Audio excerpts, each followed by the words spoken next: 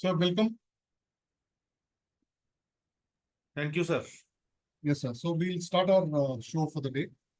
Okay, friends, it's a pleasure to invite you back to one of our Law and Society Alliance's marquee event, which we call it as the Standpoint. In Standpoint, we generally discuss about various geopolitical issues, particularly concerning India's neighborhood. And in this episode, we have a very interesting and a very important uh, guest who is participating. Today, we are going to be discussing about China's arms bazaar, uh, why they are cheap deals but very costly for the nations which are buying the Chinese arms. So this is the topic that we're going to be discussing today. So it's my absolute pleasure to be inviting and welcoming my dear friend, Mr. Arun Anand, who has joined us today. Uh, Arun Anandji is a journalist. He's a very senior journalist. He has worked in various media organizations, and he's also author of several books on politics. He has authored several books, in fact. So I recommend that all of you go to Amazon and then search for author Arun Anand and his books and buy some of the books that he has written. And he has written mostly on contemporary issues. Anandji is also a very important columnist. He writes a lot of columns for various media organizations, including First Post, News 18, Money Control, and others. So it's a pleasure to have uh, Arun Anandji in our event today. Arun Anandji, welcome to the show. Thank you, Bipinji, for inviting me. Thank you. It's a pleasure and a privilege, both. Yes. So, in fact, it's a very interesting topic. This Standpoint event has been triggered by a recent article that Arun Anandji wrote for News 18, where he talked about it's actually is one of his columns that he has written, where the topic of the column is China's arms bazaar, cheap deals, costly consequences. It's a very interesting article. I recommend that all of you go there and check out this particular article that he has written. Let me share that particular article for the audience to know what I'm talking about. So this is the article that he has written, and it's an excellent analysis of China's arms exports that they've been doing for a while. So it's on News 18. Please do go and take a look at it. So it's a wonderful article that you've written. It's a pleasure to read such an article, very knowledgeable article that you've written on the subject. So this is what I want to talk to you about. So we'll keep it short and sweet for the audience because as you know, today's attention span of people is quite less. Nothing wrong about it. There are circumstances which has caused this kind of a decline in the attention span. So we'll keep it short and sweet. We'll try and finish it in 20, 25, 30 minutes max. So let me first dive into this particular article that you have written and ask you, what do you see the current trends as far as China's arms export is concerned? Where do you see it's going? I think there is a recent SIPRI report also, Stockholm Institute for Peace Research. They have come out with a wonderful report. So what is the trend you are seeing? Where is it going? Is it declining? What is happening with the Chinese arms export? Because China is kind of basing its military growth by focusing more on arms export to boost its own local production and manufacturing of arms, and also for development of technology. Where do you see this trend going as far as China's exports is concerned? Bipinji, thank you so much for inviting me to have a chat on this issue.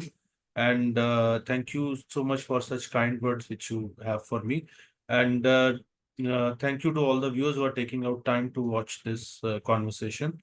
Uh, uh, to respond to your question, I think the trend has been, see, initially there was about a decade back, there was a huge push by China in terms of exporting its arms, and it had very cleverly embedded it with the Belt and Road Initiative. So primarily in the more than 80% of the arms exports have been to Asia Oceania region, and then of course, followed by Africa, and of late, the Middle East or the West Asia has also started importing arms from China. But if you compare between 2016 to 2020, or probably between 2018 to 2022, if you look at the data as compared to the previous 5 years, uh, the preceding 5 years period from this 5 year, this thing from 2018 to 2022, the exports have started falling. The exports are declining. The Chinese exports of arms are declining, and that has primarily to do because of the poor quality of Chinese arms. Also, there are no the maintenance is pretty high. The Chinese, in fact, are having, though they have reduced the imports of arms by 44% or so, but even the local Chinese, the Chinese PLA army, the Chinese army PLA, they itself is having problems in terms of technology, because a large number of these arms have not been tested in combat. So that is also another reason. So they have given it cheap, but the after sale service, that has become a nightmare for a large number of arms importers from China. So overall, the trend is that uh, even like Pakistan, so it has moved, it has rejected off late a number of arms deals from China, and rather it has moved towards Turkey. So Turkey is actually replacing, China as a major exporter of arms. So all these issues. So overall, there is a decline in the trend, the quality, the credibility of the Chinese arms industry. So it has taken a big hit. And this is across the board, whether it is Africa, whether it is Asia, whether it is Middle East. So this is the scenario. So I think it's a declining, the trend is of decline in exports. And I think this trend is likely to continue, or rather, it is going to gain further momentum. The decline in exports is going to be at a much more rapid pace. That is what I expect, or that is what the pattern is. Right. Okay. That is quite interesting. I mean, in fact, the CPI report that you're referring to talks about almost a 5.2% decline in Chinese exports over the two corresponding 5 year period, which is 18 to 22 and 19 to 23. I mean, there is a, almost it's a very significant number, because even the Chinese exports, arms export is around 5.8% in the 2020, 2022 time, which is a considerable quantity as far as export is concerned. But the decline is also very considerable. 5.2% decline is quite a considerable decline that way. So it's quite an interesting trend that you're pointing on, which is quite interesting. But see, I'm also interested in knowing from you. You talk about these exporting nations, I mean importing nations, which buy these Chinese arms, and you're calling it as cheap deals, whereas the consequences are quite costly. That's your tagline that you have given to this article that you have written. So in the CIPRI report, I've also read that there is about 19.1% failure rate as far as the Chinese weapons and equipment, military equipment are concerned, when these importing nations are buying them and using them in their operations and stuff like that. So there are two, three interesting points that came out from your opening remarks. No, let us go one by one, in fact. So let's talk about our neighbors first. So Pakistan is the biggest importer of Chinese arms at this point in time. Then Myanmar is there, which also imports Chinese arms, and Bangladesh is another nation which deals with Chinese arms, and they are importing a lot of Chinese weapons in defense systems. So let's talk about what is the trouble that these neighborhood nations are facing at this particular point in time, particularly with reference to these three nations which are major arms purchases of Chinese. See, if we'll take a couple of case studies to explain this. So, for example, if you take the case of Pakistan, so you have this Chinese-made F-22P frigates. So they ordered it in 2005, and these naval warships, when they reached there, so the Pakistanis found out that they were equipped with substandard engines, and their air defense missile systems were also dysfunctional. They were defective imaging sensors, so it basically kind of made them absolutely ineffective. And interestingly, when Pakistan approached China to repair these frigates and to, correct all these problems which they are facing, so the Chinese outrightly refused. So then they had to go to Turkey basically, or Turkey basically, and then they took assistance of, Turkey in this thing. So, and I think one of the biggest problematic area in Chinese exports is the unmanned aerial vehicles. So whether it is Jordan, whether it is Pakistan, whether it is, Nigeria, you take any country to which unmanned aerial vehicles have been supplied by China. So I don't think anywhere they have been successful. So I think that's one of the, and this is a major challenge for Chinese because now as we move ahead, so strategically, unmanned aerial vehicles form the now the backbone of most of Absolutely. the armies or even air force or the defense forces. Absolutely. Yeah. So in that context, the failure of Chinese drones across board. So that is, I think, the big story which emerges out of all this data. Apart from that, it's ironical, I would say, probably, that China is touted as the biggest naval power in the world. But apart from unmanned aerial vehicles, another area where the Chinese equipment has failed across the board, so that's basically the naval domain. So in that, whether it is the frigates or whether it is submarines, and in most of them, the equipment which was promised, so it was not actually delivered, and whichever equipment was delivered, it was substandard. And another major problem is the incompetence of the Chinese engineers. They are not able to go to the site and repair it, or even give proper training to the countries, or to the defense personnel of those countries where these things have been exported, this equipment has been exported. So I think these are, so this shows, it's a very fragile, or it's a very ragtag kind of ecosystem which China has. And I think they have been in a rush without building up. And like if you compare it with India, so wherever the Indians have exported the arms or this kind of equipment, so there have been no complaints at all. So rather, the countries have been pretty happy, and the demand has been, so it's about the brand equity. I think China has lost that brand equity, and especially in a case of unmanned aerial vehicles, and also in case of submarines and frigates and the other naval equipment. Right. So, in fact, Pakistan, what you are talking about is the CH-4 armed drone that they bought from China in 2021. So January, somewhere around January, they got it, and then within a few months, there were several failures that happened with that. They also got this looming 2, which again they loom 2 actually. So which also sort of I think had problems. And of course, their fighter jet, which is the JF-17, is also in big trouble. I think some years back it had to be grounded for lack of spares and some of the accidents that happened with regard to the aircraft. So absolutely fascinating information that comes out of this analysis that you have got. So what about Myanmar and Bangladesh? What is the trouble there with regard to the Chinese arms imports that they've done?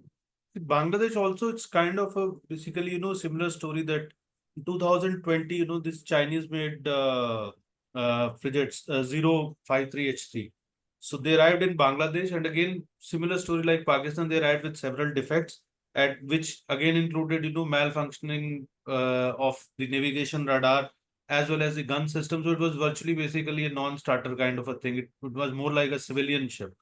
So, and additionally, the Bangladesh Air Force, as you rightly mentioned, that, the F-7 fighter jets, which they had imported from China. So, they had a problem with that. They also had a problem with the K-8W light attack aircraft. Uh, these aircraft, they were not able to fire the ammunition correctly. So, and the Bangladesh Air Force also had to return, this Chinese built Y-12 and MA-60 transport aircraft due to, again, all these defects. As far as Myanmar is concerned, then again, as we were talking, JF-17 fighter jets, interesting, these were co-produced by China and Pakistan. Correct. So they also, so it's kind of a double whammy. So do you already have a Chinese thing with the defect, and now on the top of it, you have, Pakistan also co-producing it, so making it, kind of worse. So, and there was significant technological malfunction. They had to be grounded, and they were declared unfit for even, servicing. So, Myanmar, apart from Myanmar, Jordan, in fact, they had put on sale 6 unmanned aerial vehicles which they had imported, and they From didn't China. find any buyers in the international market. So this is the kind of, this can be this can be seen as quite humiliating for a nation's defense industry. That another country buys your equipment, then puts it up for sale at the international level, and then nobody is Yeah. able to, nobody is ready to buy. Similarly, and these things have cost huge lives. For example, because of this technological faults, planes have crashed and people have lost lives. Similarly, because of the malfunctioning of equipment and because of the false claim. For example, you take the case of Kenya. So in Kenya, China had supplied armored vehicles, and they had claimed, that these are armored vehicles, and these are kind of basically ammunition proof.